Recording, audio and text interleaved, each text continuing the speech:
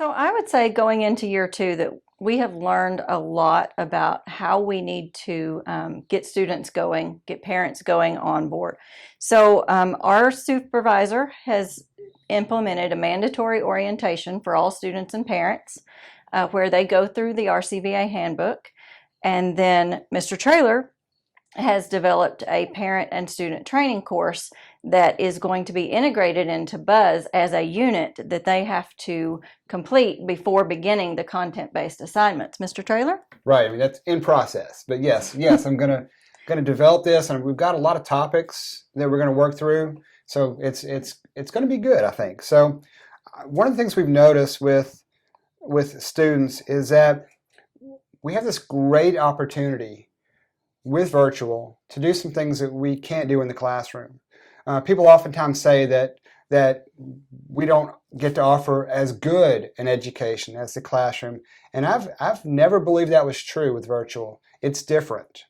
There's a little bit more of a responsibility on the student to sometimes initially look at some of that information, but as they turn in assignments, we have an opportunity in virtual that you don't have on-site. And so we need to take advantage of that so that we can be as good as possible. And so when a student turns in any kind of assignment, one of the things that we like to do is, first of all, the feedback goes directly back to the student for every assignment. I know that when I was in the classroom trying to give good feedback to every single assignment and hand the papers back, it was and expect the students to look at it. It was just kind of like, really? Is that really going to happen with every assignment? Almost impossible. And so what you can do then is Buzz gives you the opportunity to shoot audio and video, throw in links, copy and paste pictures into this feedback area. You can give students a great idea of what they've done wrong. You can even use a program that's been widely used called Screencastify. There's also Screencast-O-Matic that you can use. And what you can basically do is pull the student's document, download it if you need to, take a screenshot, stick it in a program called OneNote or something else that will let you show that document.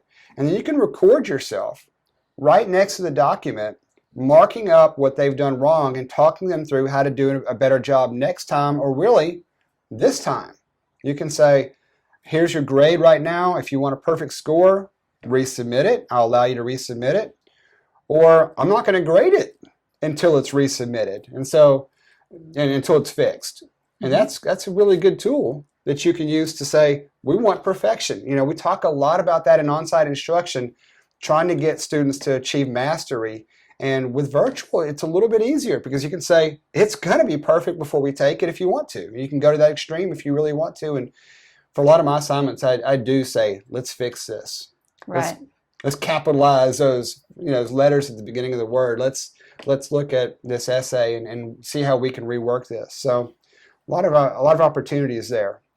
And so bouncing off of what Mr. Traylor is saying, one of the things that I've noticed in language arts, there's a lot of project-based learning, and it asks students to create posters or create a brochure. Well, because we're virtual, I've given students that opportunity to use their Google tools to create those things. So instead of doing a paper pencil poster, they have the option to then create a digital poster or a Google slide presentation or some of those publisher type tools, and really be innovative with their project-based learning. And another thing that Buzz lets you do, and we've realized how easy this is the submission box will let you submit a picture straight from the laptop. And students are learning that they can also use their phones if they need to. And so they can take pictures with their phone, and then it goes to their Google Drive, and then they submit it, or they can email it as a draft, and they can just open it back up in their email. And there's a variety of ways that students can turn in pictures. For next year, I'd like to look into the idea of having students have conversations with their parents and other students, film that on a Google Meet, and turn it in for an assignment. There are a lot of options here, and I think involving parents in these assignments and getting that to be a family ordeal is good, as long as the parents are doing the assignments. But we want to see the parents sometimes involved in that process. And I think that's a benefit of a virtual program, because parents, when you send your child to school, you really don't know what they're doing in their classroom. And this program allows our students and parents to be very involved and work closely together where they might not have that opportunity otherwise. I talk to parents a lot about what their students are learning, and we work through some of the lessons together. And for parents who value that, that's awesome. I know some of our elementary parents have really enjoyed that aspect of our program. Definitely.